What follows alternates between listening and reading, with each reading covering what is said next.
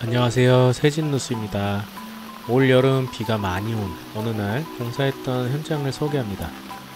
20년이 넘은 빌라 주택으로 지하층 현관 앞에서 물이 계속적으로 흘러나온다고 합니다.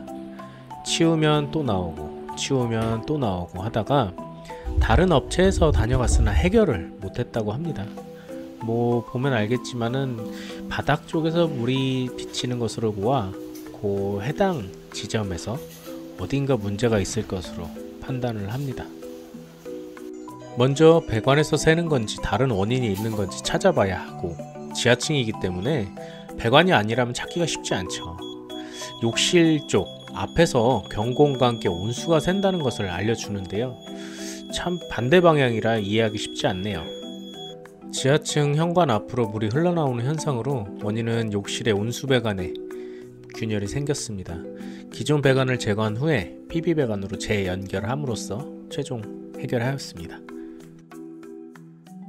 구조는 이렇습니다. 욕실 앞에서 보일러까지의 거리며 제발 욕실 안쪽에서 새지 않았으면 합니다.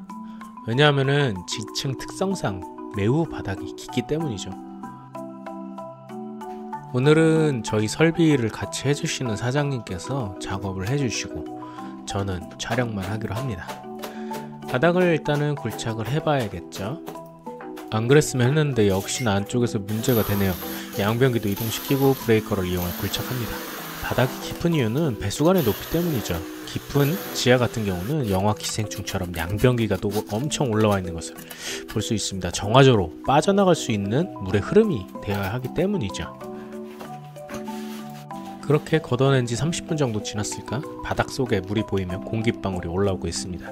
저 아래에서 어딘가 샌다는 뜻이죠. 저렇게라도 무엇인가 반응을 보여준다는 것은 좋죠. 깊게 굴착했는데 아무것도 없으면 끔찍합니다. 더 깊게 들어가 봅니다. 물이 찰랑찰랑합니다. 지금 물을 퍼내는 것이 아마 한 100통 정도 되지 않을까 해요. 어마어마합니다. 거실 및 방 상관없이 거기 있는 물이 모여들고 있을 것입니다. 그라인더로 잘라내고 새롭게 PB배관으로 연결만 해주면 끝이죠. 수리하는 건 3분, 물 퍼내는 건 3시간 정도 걸렸네요.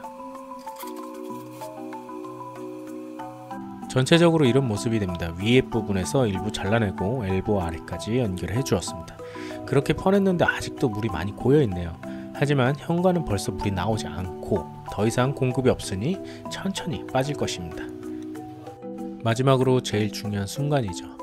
압력 게이지를 통해 다른 추가 누수가 있는지 확인해 봅니다. 제발 바늘아 떨어지지 마라 하니 안 떨어지고 압력을 계속 유지 중입니다. 이상 없죠. 욕실인 만큼 물이 새면 안 되기에 부분 방수를 마치고 몰타를 이용하여 타일을 붙일 준비를 합니다. 동일한 타일은 없으나 최대한 유사한 타일로 하나하나씩 줄눈에 맞춰 잘 붙여봅니다. 타일 시공이 완료된 모습인데요, 생각보다 깔끔하게 나온 것 같네요.